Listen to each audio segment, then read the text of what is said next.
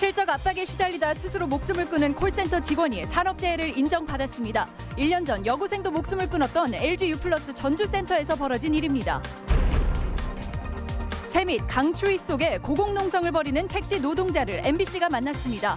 불법 산업금 폐지 일념으로 농성을 이어온 게 벌써 500일입니다.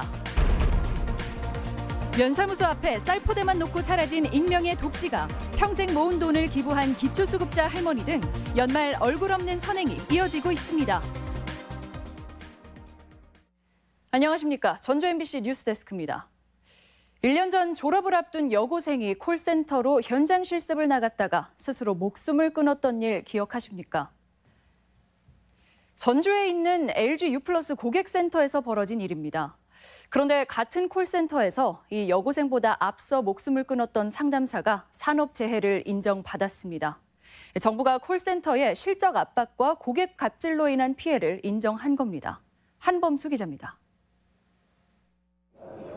LG U+ 전주 고객센터입니다. 지난해 전주의 한 특성화고 졸업을 앞둔 홍 모양이 이 센터로 현장 실습을 나갔다가 실적 압박을 견디지 못하고 목숨을 끊었습니다. 앞서 2014년에도 비슷한 일이 있었습니다.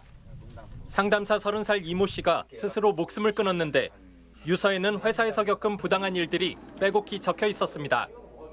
실적이 부진하다는 이유로 회사로부터 수시로 초과 근무를 강요당했고 수당도 제대로 받지 못했다는 내용이었습니다. 대한민국에서 하루 종일 일하니까 참 조리사 지지겠다고 자랑도 많이 우리 아들 자랑도 많이 했고 나는 우리 아들이 이 고통받는지는 모르고. 이 씨는 숨지기 전 쓴 일기에서 악성 민원으로 인한 고통을 토로하며 내 편이 없다, 너무 외롭다, 치욕적이다는 표현을 쓰기도 했습니다. 하지만 회사는 이 씨가 평소 감정 조절에 취약했다며 책임을 피했고 유가족은 산업재해를 신청했습니다. 그리고 4년 만에 근로복지공단은 이 씨의 죽음이 업무와 관련성이 있다며 유가족의 편을 들어줬습니다. 회사가 무리한 고객 요구에 고통받는 상담사를 보호하지 않고 오히려 극단적인 상황으로 몰아갔다는 것입니다. 제 입사를 했을 때도 다른 업무로 배치가 된 것이 아니라 그 업무를 다시 이분이 맡게 되었어요. 정신적인 어떤 스트레스가 훨씬 더 그 이전보다도 높아진다라고. 고객센터 측은 아직 입장이 정리되지 않았다며 답변을 미뤘습니다. 지금 현재는 지금 잠깐 와서 말할 그런 게 아니라 지금 약간 어려운 타이밍이라서.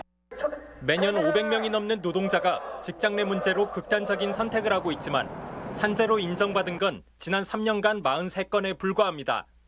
이런 가운데 이번 산재 승인이 감정 노동자들의 처우와 인권 문제에 대한 관심을 환기하는 계기가 될 수 있을지 기대가 모아집니다.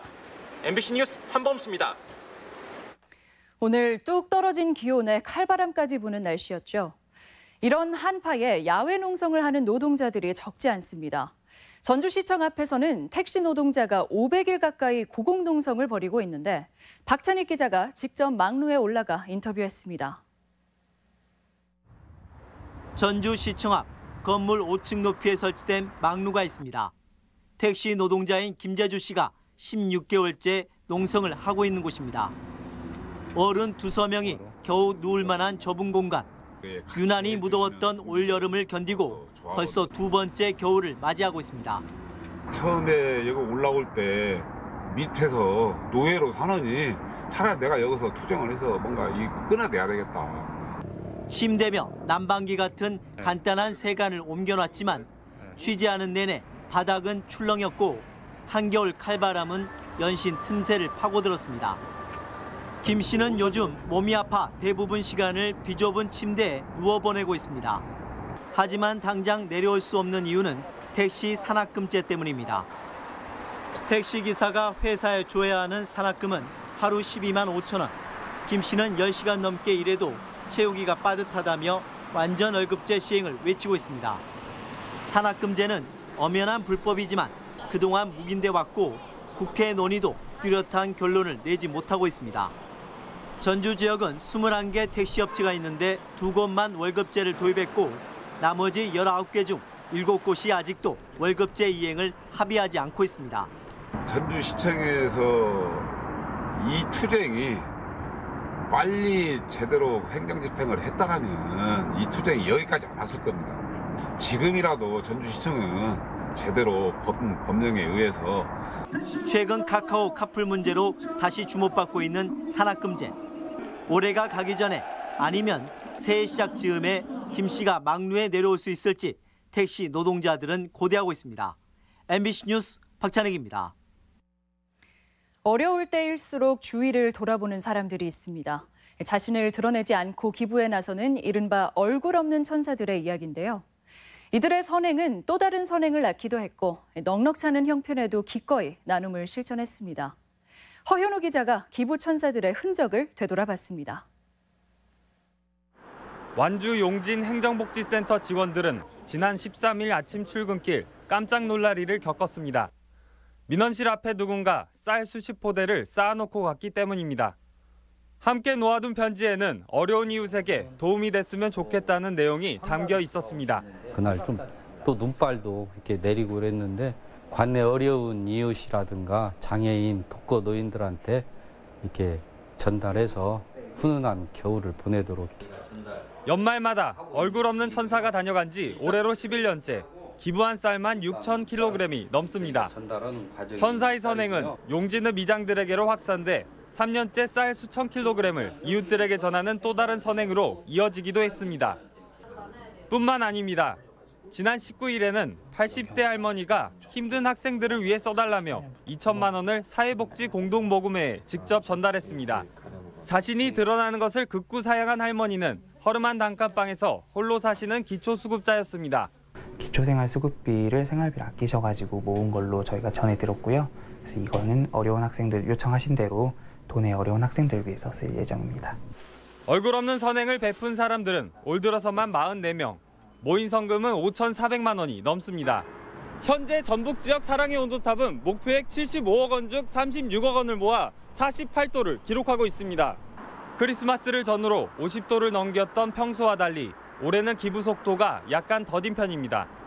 공동모금회 측은 전북 지역은 항상 익명과 소액 기부자들이 다른 지역보다 많은 편이라며 이들의 도움으로 올해도 기부 목표 달성을 기대한다고 밝혔습니다.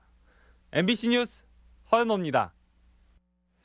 이른바 천호동 텍사스촌 화재로 5명의 사상자가 발생한 가운데 전주 성매매 집결지에 관리 점검이 요구되고 있습니다. 전주 시내 집창촌인 선미촌과 선화촌에는 여전히 57개의 업소가 영업하고 있으며 대부분 30년 이상 노후된 건물로 화재에 취약한 상황입니다. 특히 스프링클러 등 소방 필수 설비를 갖춰야 하는 대상이 아닌 데다 불법으로 공간을 나눠 화재 시 큰 피해로 이어질 우려가 있습니다. 전주시가 내년에 저소득층 학생 240명에게 학원비를 지원합니다. 전주시는 기초생활수급 가정을 대상으로 초등학생과 중학생 240명을 선발해 학원비 90%와 교재비 2만 원을 지원합니다.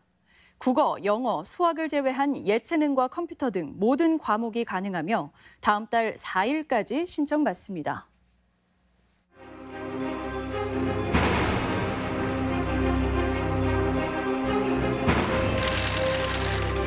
가는 내내 저의 손을 주무르며 깍지를 피고 제 손목을 강하게 잡고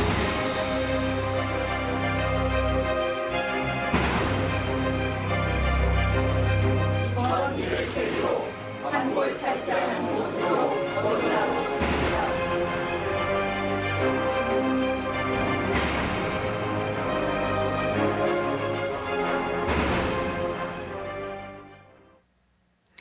성폭력 피해자들의 미투 폭로는 올 상반기 전국을 관통한 주요 이슈였죠.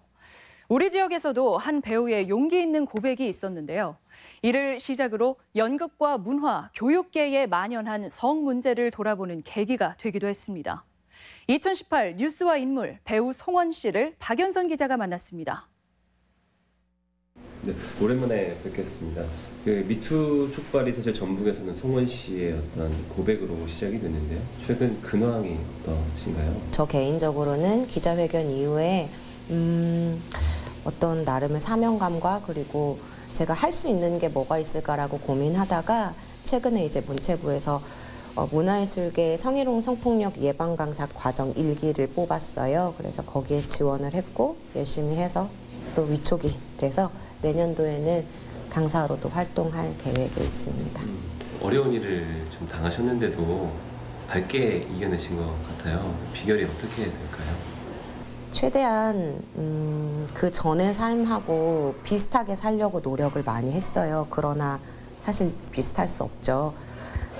상담을 계속 받았고요. 상담 과정에서 그 상담 선생님께서 이런 말씀을 해주셨어요. 송원 씨가 이제 이것이 삶이라고 생각하고 일상을 살아갔으면 좋겠다라고 얘기해 주셨는데 그 말이 되게 와닿았어요. 그래서 아, 이제 이것이 나의 삶이구나라고 생각하고 이 안에서 내가 할 수 있는 의미 있는 게 어떤 게 있을까라고 고민해서 용기를 어떻게 내셨을까 하는 생각도 드는데 저는 그게 사실 용기라고 생각을 못 했거든요. 너무 당연한 얘기를 할 거고 나는 지금 이 얘기를 너무 하고 싶고 그런 와중에 제 이후에 피해자들을 만나게 되는 계기들이 생겼는데 그 친구들이 제 고백으로 인해서 용기를 갖고 그리고 함께 싸우기로 하는 과정들을 겪으면서 사실 그때는 용기라고 생각하지 못했지만 지금은 아주 잘했다라고 생각하고 있어요. 최모 단장이 결국에는 실형을 선고받았는데요. 그때 심정은 좀 어떠셨어요? 주변 분들께서 너가 이겼다라고 표현을 해주셨는데 저는 그렇게 생각하지 않았어요. 기분이 그렇게 홀가분하지도 좋지도 않았거든요. 이거 정말 나쁜 행동이고 이렇게 하면 법에 처벌을 받을 것이야 라는 것을 알려줄 수 있는 계기 그리고 조심할 수 있는 계기 모두들 좀 경각심을 가질 수 있는 그런 계기가 됐다고 생각했어요. 마지막으로 하실 말씀이 있다면? 그냥 나의 일이 아니기 때문에 잊어버리는 것이 아니라 이것은 나의 일일 수도 있고 누군가의 일일 수도 있으니 우리 사회가 다른 분위기와 다른 방향으로 가야 한다라는 생각들을 좀 해주시면 너무 좋을 것 같아요. 새만금 공항의 타당성 조사 면제를 촉구하는 목소리가 이어지고 있습니다. 전북애향운동본부는 도청에서 기자회견을 열고 정부가 내세운 균형 발전과 지역경제 활성화를 위해 공항 타당성 면제는 반드시 필요하다고 주장했습니다. 또 재경 전북도민회도 선명을 내고 새만금 핵심 기반 시설인 공항이 무산될 경우 전북의 희망이 사라지는 것과 같다며 정부가 힘을 실어줄 것을 촉구했습니다. 도내 가을무 생산이 전국에서 가장 많은 것으로 집계됐습니다. 통계청에 따르면 올해 국내 가을무 생산량은 46만 7천 톤으로 전년 대비 2%가량 증가한 가운데 도내 생산량은 10만 3천 톤으로 전국 대비 22%를 차지해 가장 많았습니다. 가을무는 1kg 도매 가격이 4년 전 500원대에서 올해 1,000원대로 2배 가까이 오르면서 생산이 증가하는 추세입니다. 계속해서 오늘의 간추린 소식입니다. 국민연금공단은 크리스마스를 맞아 영양제와 두유, 견과류 등 청소년기 생필품이 들어있는 행복상자 500개를 초록우산 어린이재단에 기증했습니다. 공단은 지역 상생을 위해 행복상자 구성 물품을 전통시장에서 구매했습니다. JB금융지주가 전북은행장 후보 추천 절차를 진행합니다. JB금융지주는 전북은행 임원 후보 추천위원회를 열고 이번 주 내에 행장 후보자를 접수 또는 추천한 뒤 1월 초에 후보 검증을 진행할 계획입니다. 최근 강릉 펜션 가스 사고로 인한 파장이 큰 가운데 익산 지역 농촌 숙박시설의 일제 점검이 실시됩니다. 익산시는 농촌 민박 29개소, 농촌 체험 휴양 7개소 등에 대해 화재와 가스 사고 예방 시설 관리 여부를 집중 점검합니다. 글로벌 해외 연수생이었던 조창규 씨가 후배들을 위해 장학금을 기부했습니다. 2006년 시작된 글로벌 해외 연수 1기생인 조 씨는 전주시장을 만나 지역 인재 육성 기금으로 써달라며 장학금을 전달했습니다. 간추린 소식이었습니다. 이어서 희망 2019 나눔 캠페인 성금을 전주 MBC에 맡겨주신 분들 소개해드립니다. 무주 사랑 1조회에서 150만 원 보내주셨습니다. 보내주신 성금에 감사드립니다. 어제 메르스 의심 증상으로 격리된 60대 부부는 메르스가 아닌 독감에 걸린 것으로 나타났습니다. 전라북도는 두바이를 경유해 귀국한 뒤 고열 증세를 보인 부부의 검체를 조사했습니다. 전북권 뉴스였습니다.